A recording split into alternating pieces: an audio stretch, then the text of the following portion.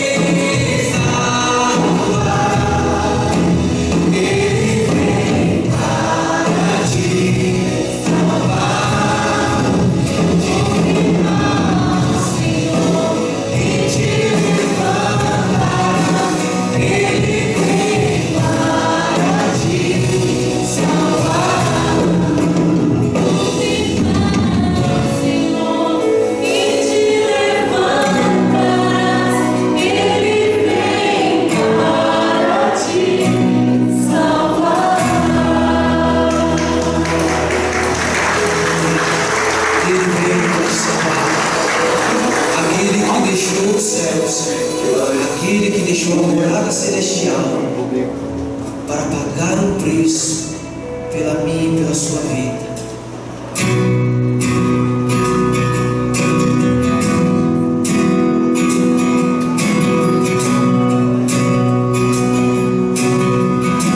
Assim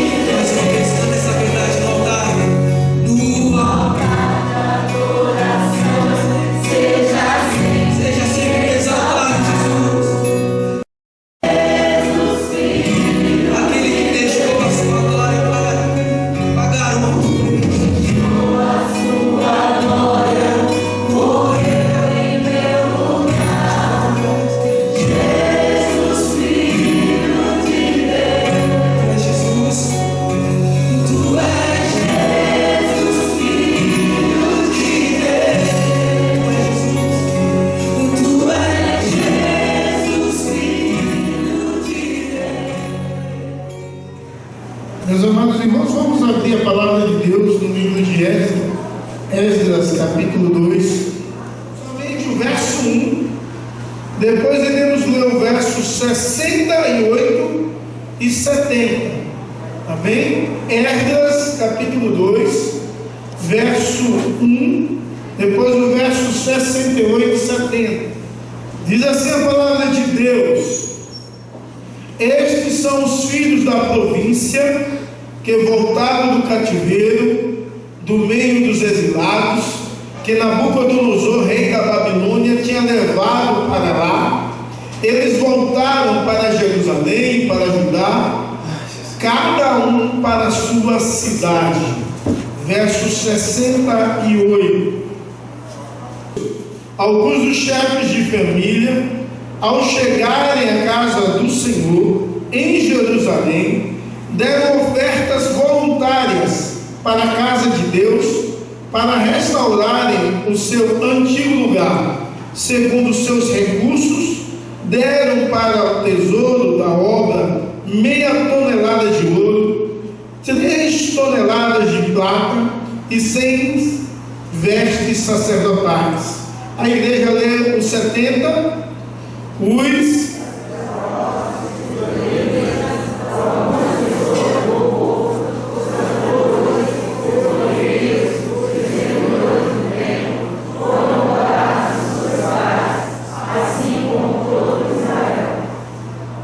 que o Senhor no nosso coração aplique a porção da palavra lida em nome de Jesus e para a glória do Senhor. Amém, irmãos? Amém? Amém. Glória a Deus. Aleluia. O tema da série do livro de Esdras é restauração espiritual, porque essa série, igual ao livro, tem a ideia de trazer restauração ao povo de Deus. Essa série tem ideia de restaurar o culto, a adoração, restaurar o coração do povo de Deus. O povo que estava exilado, e Deus, pela sua infinita bondade, Deus chama esse povo a regressar para a sua terra, e Deus providencia algumas coisas para que esse povo regresse, e há uma manifestação muito gloriosa de Deus na vida deles. Essa restauração vai se dar em 3 formas, ou de 3 aspectos. O primeiro é a reconstrução do templo, e todas as forças do povo. Essa entrada na reconstrução do templo vai do capítulo 1 ao capítulo 6 de Esdras. Isso é bacana, porque vê o povo com interesse maior, restauração do culto, da adoração. É interessante que depois vai acontecer reforma espiritual. Um grande avivamento da história aconteceu no período de Esdras. O povo descobriu a palavra de Deus e ficou dias estudando, lendo a palavra de Deus, para que eles pudessem entender as verdades de Deus e voltar aos princípios de Deus. E o terceiro aspecto é a reconstrução dos muros.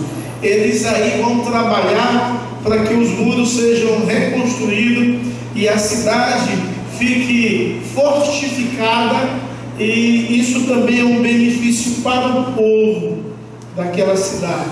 Irmãos, esses homens voltam para Jerusalém com uma alegria imensa. Imagine uma viagem que iria durar 40 dias. Foi a viagem que eles fizeram. Uma viagem de 1.400 quilômetros a pé. Imagine as estradas daquele período. Imaginem como aqueles homens passaram pelos rios, os montes, os lugares íngremes e perigosos. Como foi a vida daqueles homens e mulheres e crianças que foram naquela jornada. Com muita dificuldade, eles experimentaram a provisão de Deus, a proteção de Deus, de uma forma clara e correta, na certeza que de Deus vinha o socorro da vida deles. Aqueles homens voltaram para Jerusalém durante 40 dias, andando até aquela cidade, com coração cheio de esperança, cheio de fé, de alegria, com a vontade de recomeçar, de fazer tudo de novo e da forma certa. Quando nós lemos esse texto, já no verso 2 começa a citar o nome de líderes que voltaram daquele povo. É claro que aquele povo não voltou de qualquer jeito, aquele povo voltou liderados por um grupo de pessoas, em especial Zorobabel, liderando eles. E é uma declaração de uma grande procissão à volta de Jerusalém, com a ordem, uma decência incrível. Esses homens voltam e chegam em Jerusalém animados, e o primeiro ato deles, ao chegar em Jerusalém, é ofertar para a construção do templo do Senhor. Havia um amor a Deus, um amor à adoração, um amor ao entendimento que naquele período o templo era o centro do culto. Nós sabemos que o centro do culto não é o templo. Sabemos que o centro do culto está no coração sincero, que adora o Rei dos Reis e Senhor dos Senhores. Mas é necessário entender que, como povo de Deus, há um lugar onde nós reunimos, adoramos, bendizemos e magnificamos o nome do Senhor em conjunto, unidos, firmados com uma só fé, um propósito de bendizer e enaltecer o nome do Senhor e Salvador Jesus Cristo, hoje e sempre. Então, a volta dos exilados, eles fazem questão de declarar cada família, cada um, os cargos, o povo de cada cidade, para que nem as cidades possam ser esquecidas da onde foi um herói ministrar o propósito de Deus segundo os princípios de Deus. E é esse texto que nós queremos ministrar ao meu e ao seu coração, a volta dos exilados. A volta dos exilados vai se dar, em primeiro lugar, declarando a liderança do povo de Deus. É claro que quando você lê o verso 1, há uma declaração de quem, uma descrição de quem são esses exilados. E a ideia dessa descrição é que esses exilados foram descritos como os filhos das províncias, e a ideia das províncias da Judeia, fora de Jerusalém. Esses exilados, eles viajaram tendo por liderança um sacerdote que também vinha de família real, Zorobabel.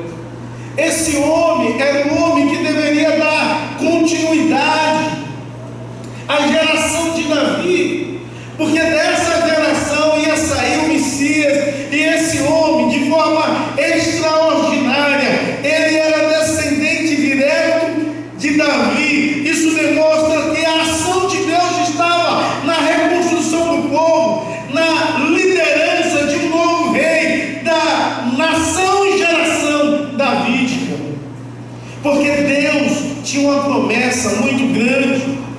Mas há uma demonstração de uma liderança participativa no verso 2, porque quando você lê os nomes, você vai ver 11 nomes. Há uma repetição nesse texto em Neemias capítulo 7, onde aparece mais um nome, 12 nomes. A ideia de representação de todas as tribos, líderes de todas as tribos, retornando com a ideia de liderar o povo de Deus ao princípio de adoração ao Deus supremo. Eu fico maravilhado quando vejo essa manifestação de Deus em despertar todos os líderes de todas as tribos com um único propósito: glorificar-o. Na nova dispensação, todos nós somos sacerdotes, e todos nós devemos trabalhar com o propósito, a glória de Deus. Amém. Todos nós devemos trabalhar a fim em Deus ser glorificado, exaltado, magnificado e adorado todo o dia, não só por nós, mas por outros que nos conhecem. possamos exercer um cargo de influência na vida do outro, para que outros possam conhecer ao nosso Deus. Quando você vai ler do verso 3 ao 35, você vê que os exilados que voltaram, Deus declara as famílias, os clãs desses exilados. Quando você lê do verso 3 ao 20, você vê que a lista era tão grande de homens acima de 21 anos que voltaram e que se doaram ao serviço do Senhor. Basicamente 18 famílias, davam aproximadamente 1.564 homens. Se você for fazer isso por 3, dá uma quantidade de 15 mil, na verdade, um pouco maior, 15.604.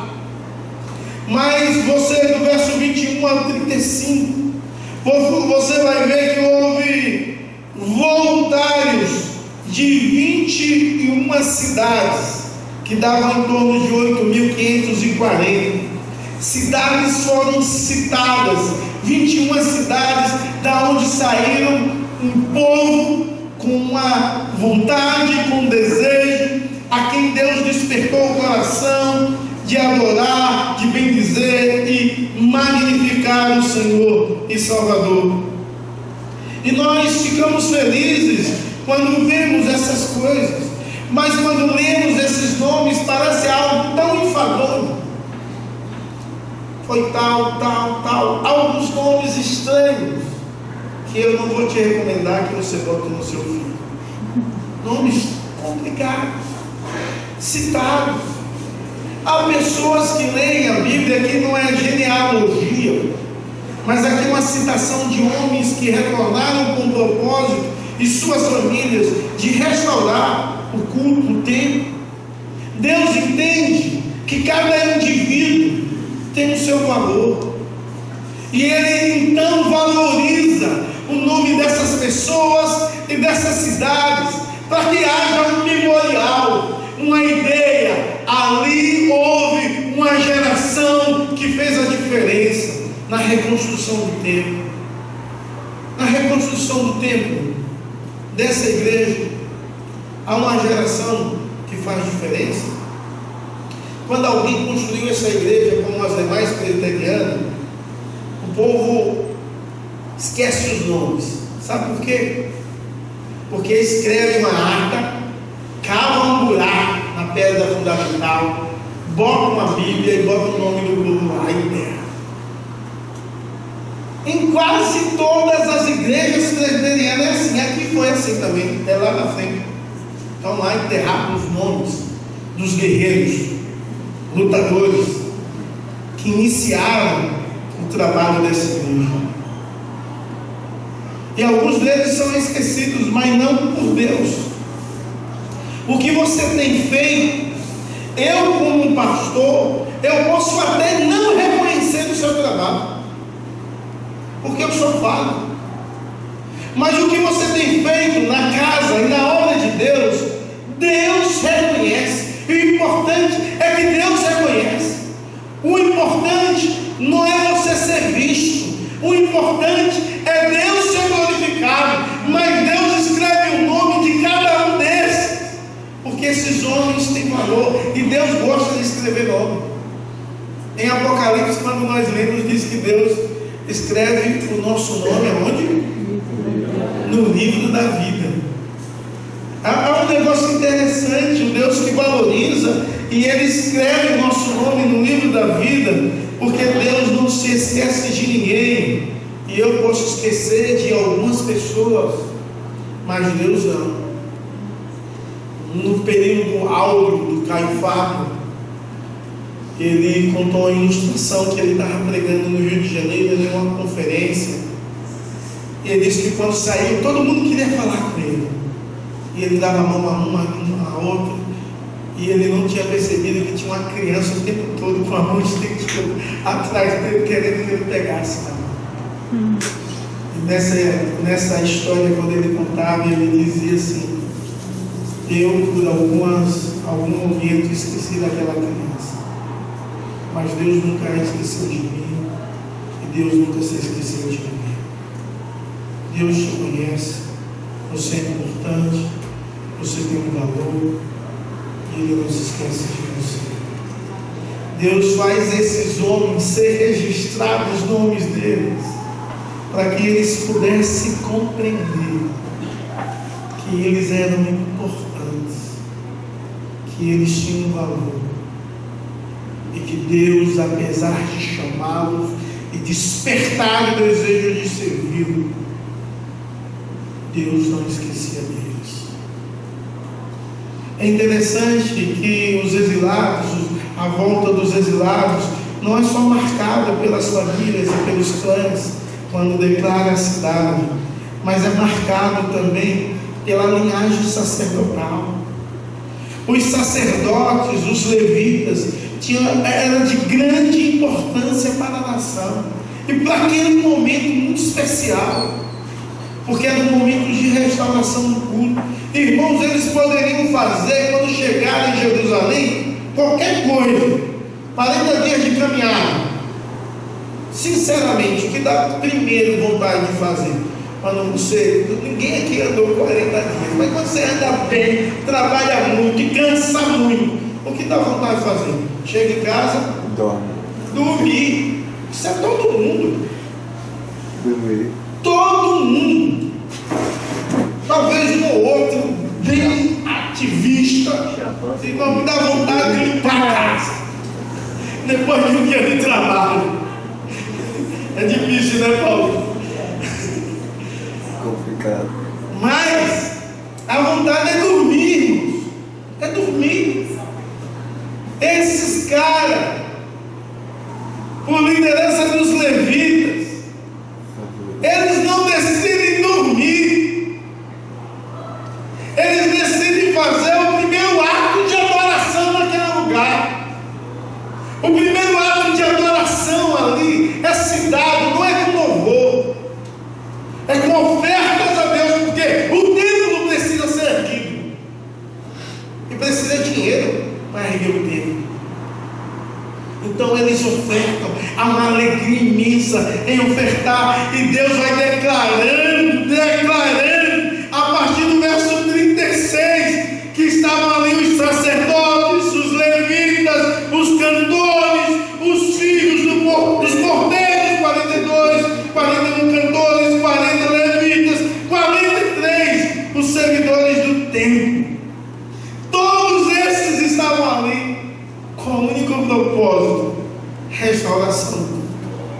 E é interessante que não havia tempo, mas estavam ali todos os sacerdotes e a derivação do serviço sacerdotal, levitas, cantores, porteiros e servidores do templo, com o propósito de restaurar. Jesus Cristo, quando ele vai falar sobre a ansiedade, ele diz: busque em primeiro lugar e a sua justiça, e as demais coisas vos serão acrescentadas. Nós não paramos para pensar nisso. Nós primeiro buscamos a nossa própria justiça, os nossos próprios desejos, em vez de buscar em primeiro lugar o reino de Deus e a sua justiça. Algumas vezes nós só organizamos as coisas quando precisamos. Aqui eles estão organizados sem ter nada, mas ali traziam uma esperança de restauração, traziam uma esperança da restauração da oferta, da restauração do holocausto, da restauração do sacrifício, da restauração do culto. Nós temos uma esperança viva, em um Cristo vivo, que reina, que ele diz que procura verdadeiros adoradores que o adorem em espírito e em verdade. Será se esse Deus tem encontrado em mim um verdadeiro adorador, que adora a Deus, que entende e trabalha para a restauração do culto, da adoração, entendendo que o mais importante de tudo é glorificar a Deus, é buscar o reino de Deus, coisas nos serão acrescentadas. Precisamos rever as nossas vidas em nome de Jesus e para a glória do Senhor. Mas no meio dos exilados, vejo também os desqualificados.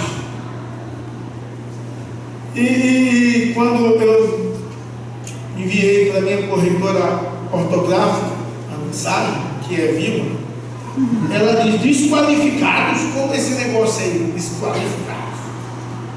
Eu disse: foram os homens que foram despertados por Deus, mas não era do povo judeu.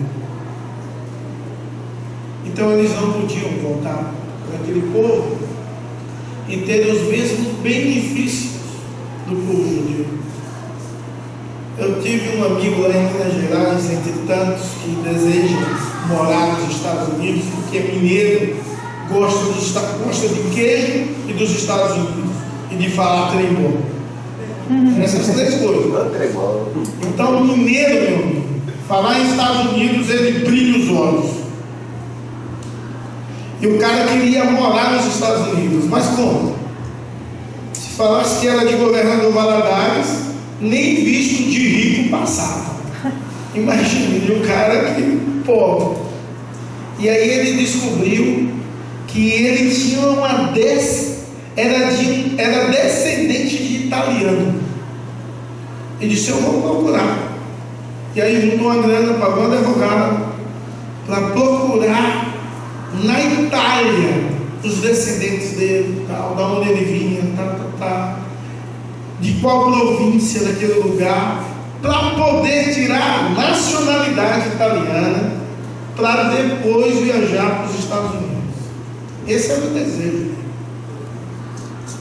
Então, ele queria provar que ele nasceu no Brasil, mas ele veio de uma outra geração. Esses homens foram despertados por Deus para fazer a obra de Deus, uma obra extraordinária. Porém, eles não eram judeus, mas eles queriam ir para Jerusalém e trabalhar na reconstrução do templo. Eles não foram capazes de provar a linhagem deles. Eles não eram de fato judeus, mas o povo permitiu que eles tivessem o direito de ser forasteiro e estrangeiro em Jerusalém. Permitiram que eles voltassem. E sabe como foi isso? Se deu? Isso se deu pela vontade de Deus. Eles esperaram um sacerdote que ia consultar o Urim-Tumim. E eles consultaram o Urim-Tumim, que era a declaração da vontade de Deus. E nessa consulta eles entenderam que Deus permitia que aqueles homens que não eram judeus fossem para Jerusalém com o povo de Deus. E o verso 59 ao 63 vai falar sobre o Urim e Tumim. Precisamente vai citar nomes desses homens. Exatamente 652 homens, mais suas famílias, que não comprovaram a linhagem, mas que Deus permitiu que eles trabalhassem, que eles entrassem em Jerusalém, que eles adorassem a Deus com todo o seu ser, com toda a sua constituição. Mas quando eu olho esse termo desqualificados, porque eles não tinham a qualificação judaica para isso, eu vejo que o nosso Deus é um Deus que chama o tempo todo gente desqualificada como eu e como você, que não merecíamos nada, não merecíamos bondade de Deus nenhuma, não merecíamos favor nenhum de Deus, não merecíamos nem estarmos na casa do Senhor diante dele.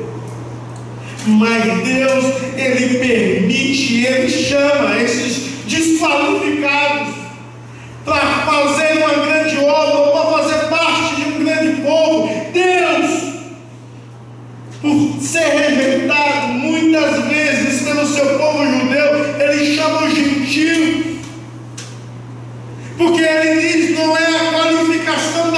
vocação que te faz herdeiro do reino de Deus. É você ser filho de Cristo, é você ser comprado pelo sangue de Cristo, é você ser lavado e remido pelo sangue do Cordeiro, é você compreender o amor de Deus, a bondade de Deus, o favor de um Deus que se deu na cruz por mim e por você. É você entender que você vai entrar na Nova Jerusalém não por seus méritos, mas pelos méritos de Cristo, e assim glorificá-lo e exaltá-lo, porque é fruto da bondade e do favor de um Deus todo-poderoso na sua vida. Esses homens voltam e eles iniciam a reconstrução do templo. Essa reconstrução é feita no verso 68 a 69, através de ofertas feitas para a reconstrução. E o 68 diz bem assim: alguns dos chefes de famílias, ao chegarem à casa do Senhor em Jerusalém, deram ofertas voluntárias para a casa de Deus, para restaurarem o seu antigo lugar. O verso 69 diz: segundo os seus recursos, deram tesouro da obra, e aí vai dizendo quanto tesouro eles deram. Esses homens, eles ofertaram voluntariamente. Esses homens não foram instruídos para ofertar, mas eles viram os sacerdotes ofertando. E sabe o que é que eles fizeram? Os chefes de família se levantaram e ofertaram. Quem é chefe de família aqui? Amém. O que é que você tem feito para a restauração da adoração na sua casa? O que é que você tem feito para a restauração da adoração entre os seus? Se você é chefe de família, você é o primeiro que deve dar exemplo como adorador a Deus. Há uma responsabilidade sobre os chefes de família.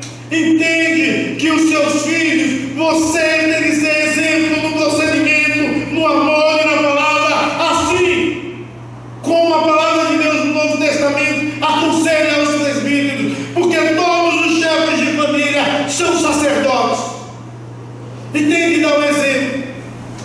Mas muitas vezes não há exemplo nos chefes de família, e aí não há exemplo nos filhos e nos demais, e a coisa vai cada vez de mais a pior. E eles ofertaram, segundo o versículo 69, segundo os seus recursos. Quem tinha mais deu mais, quem tinha menos deu menos, mas todos ofertaram ao Senhor, sendo exemplo que queria ver a restauração do culto, a restauração da adoração. Precisamos, em nome de Jesus, como povo de Deus, entender quem somos. Nós somos candeeiros de Deus e devemos brilhar nesse mundo. As pessoas têm de ver os nossos bons atos e devem glorificar a Deus que está nos céus. É assim que a igreja vive, é assim que a igreja prega o Evangelho, é assim que a igreja restaura o culto. Mas para isso acontecer, precisa de exemplos. Exemplos na liderança, exemplos dos chefes de família, exemplos dos sacerdotes, e aí todos se exemplam. Diz Hernandes Dias Lopes que o fogo sai do altar. Que Deus possa te abençoar e que em nome de Jesus você possa se ver como exilado do pecado e desse mundo, que você possa se ver como estrangeiro e peregrino aqui nessa terra, onde você vai para uma morada, e você foi aceito pelos direitos que Cristo fez na cruz. Mateus diz que todos nós somos feitos filhos de Deus, a saber os que creem em Cristo Jesus. E se você crê nisso, você deve se dedicar e trabalhar para a obra de Deus. Quantas pessoas com dons, quantas pessoas com talento, quantas pessoas com capacidades tem aqui hoje? Eu não estou falando de quem não veio, que muitos têm uma mania de dizer que se tal pessoa estivesse aqui hoje, era você que Deus queria que tivesse. Como é que você tem se dado a restauração de Deus? Se é só um murmurador que reclama de tudo, ou é adorador? Que Deus te abençoe e que você possa trabalhar para a adoração do Deus Todo-Poderoso e Supremo, em nome de Jesus. Amém. Deus, quantas vezes somos omissos, ó Deus, na sua obra? Quantas vezes, ó Deus, nós não procuramos o caído, o fraco, o doente? Quantas vezes, ó Deus, não temos disposição para fazer aquilo que o Senhor nos chamou, anunciar as tuas verdades? Obrigado, ó Deus, porque o Senhor se importa com todos. O Senhor não se esquece de ninguém. E para o Senhor nós temos um grande valor. Que a tua graça venha ser sobre as nossas vidas, nos ajudando a viver em amor, em adoração ao teu poderoso nome, em Cristo Jesus. Amém.